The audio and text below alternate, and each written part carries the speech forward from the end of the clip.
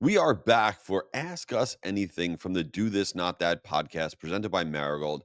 And this is our short episode where all week long we get in questions, we get in work questions, we get in totally ridiculous questions. We try to tackle one of each.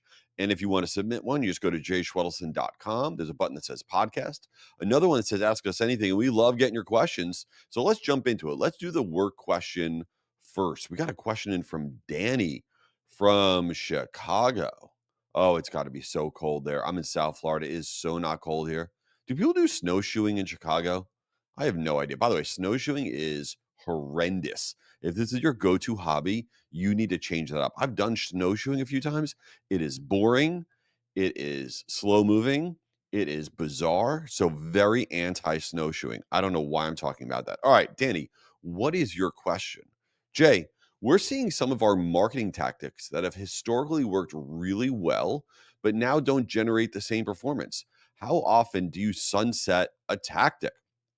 This is a great question that I don't think marketers consider enough, that you're doing something that works, right? Some sort of a tactic, and then that's it. You put it on autopilot, you do it forever. And that's just not the way it is. Things are always changing. Whether you think that or not, things are not going to always work forever. And we do see certain tactics. We just did a kind of a review of a bunch of different random things. And we found there are certain tactics now that marketers have in their kind of always do category that are kind of garbage. So let me give you a few of those that as you head into the new year, you may want to avoid doing, or at least you want to look at your metrics to see if they're tanking for you.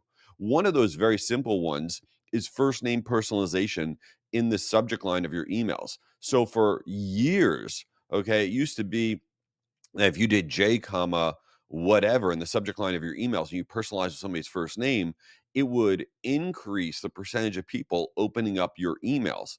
But like all great subject line tactics, everybody copies each other. And now first name personalization in subject lines for business and consumer marketers is actually a negative. It actually pulls down by about 5%, according to World Data Research, the percentage of people opening up your emails. So if you think personalization, the subject line is first name, that ain't it. And I would look at some other tactics. Another one that is a little bit surprising, I think, to people, but it shouldn't be, is the usage of stock photos. Forever in our emails, we would buy stock photos from Shutterstock or Adobe or Getty Images or wherever. In our social posts, we would buy stock photos of the generic pictures of people in an office or a city view or something, and we'd use it everywhere. We'd certainly use it all over our website. But stock photos now, according to a lot of new data, are actually having a massive negative impact on overall engagement. And I feel that when I see a genuine photo as opposed to a stock photo, I am much more likely to engage. And recently, EDIS Journal came out with some interesting data related to Facebook, for example. Facebook posts, according to them, using natural photos had an average engagement rate of 3 times higher than those using stock photos. And Referral Rock came out with data saying that stock photos can actually decrease social engagement by up to 40%. And in email newsletters, stock photos used instead of natural photos lead to a click-through rate that is lower by over 30%. So in general, if your site, if your social posts, if your body of your email is using stock photos, you may not be knowing it, but that's actually what's holding back a lot of your performance. So that's something to consider.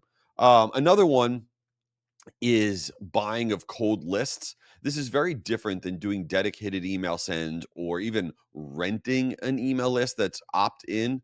But the actual just straight up buying of a cold list, I know everybody's had that on their don't do for a long time, but I think a lot of especially B2B marketers will go in and buy some small lists and do some small things. But in the last year, that's really taken a nosedive in terms of the biggest issue is, yeah, you get bad email deliverability if you buy a cold list and you just send to it, and and and you just don't get good performance, and it could hurt your email infrastructures. But the biggest issue with cold lists is that it's giving a false perception that you have coverage for the categories and the accounts that you're going after, right? So if you buy a list and all of a sudden you're like, well, great, we have 10 contacts at this company now, and this company we have 4 contacts, and it's all from the data you bought, that's really giving you a false sense of security about having a good account coverage, because those are very likely the wrong sets of email addresses, and you're not aggressively now going out to get the right contact information. So we've really seen a downward trend on the buying of cold lists overall.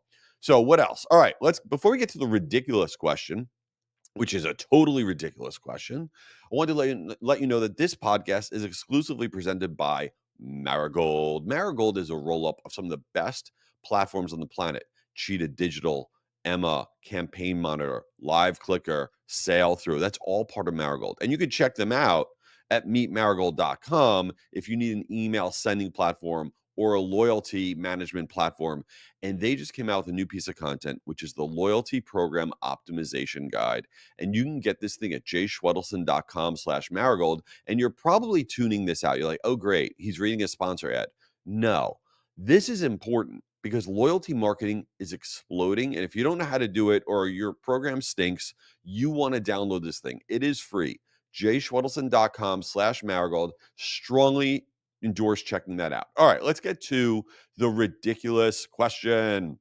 We got a question in from Jen from Los Angeles. What's up, Jen?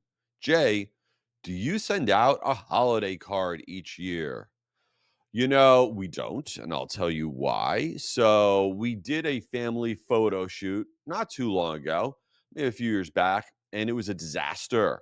They took us to this weird location, this very strange photographer person, and of course, I'm juvenile, and I couldn't stop laughing. They kept making us do these different poses, and I just thought it was completely out of control, and I was just laughing the whole time. Everybody wanted to kill me. I finally stopped laughing, but the poses were so horrendous, and then we got the photos back, and my entire family's like, there's no chance we could use those. We look stupid. So we never mailed them out. And the thing in general about holiday cards, hey, you want to send out a holiday card? That's great. Whatever you're into, I don't care. But what happens in my home, which is kind of weird, is that we get holiday cards in the mail. Okay. And, pictures of people's families, their dogs, their kids, whatever. But we don't get holiday cards in the mail from like our core group of friends. We get holiday cards in the mail from like our secondary or thirdary group of friends or whatever. And then my wife will take the holiday cards we do get, and during like, December, maybe into January, she'll put them out prominently somewhere like in our kitchen area where we could all see them. And the weird part is these aren't people I really care about. They're like barely people in my life. And yet every day I walk by the pictures of them. And it's like, to me, like, what are we doing? Like, I don't really care about these. I mean, I care, I hope they're doing well. But it's like, I, I don't have pictures of people that are really in my life. And yet they're there for like weeks. And it's, to me, it's the weirdest thing in the world. So I think we need to come up with something better. Like, listen, if the picture card that we get is not somebody that we really are into, they don't get primary positioning. I think there needs to be like primary and secondary positioning of holiday cards. I don't know what I'm talking about in general, but definitely on this topic. Anyway, so we've talked about a lot. I don't know what we said. And please, hey, you want to do something nice for me? Holiday review. That would be great. Leave this thing a review. Tell everybody it stinks or it's great. That would be amazing. And go to jayschwedelson.com, put in some questions. Hit me up. Let's do something. Let's partner this year. So that's jayschwedelson.com. Check you later.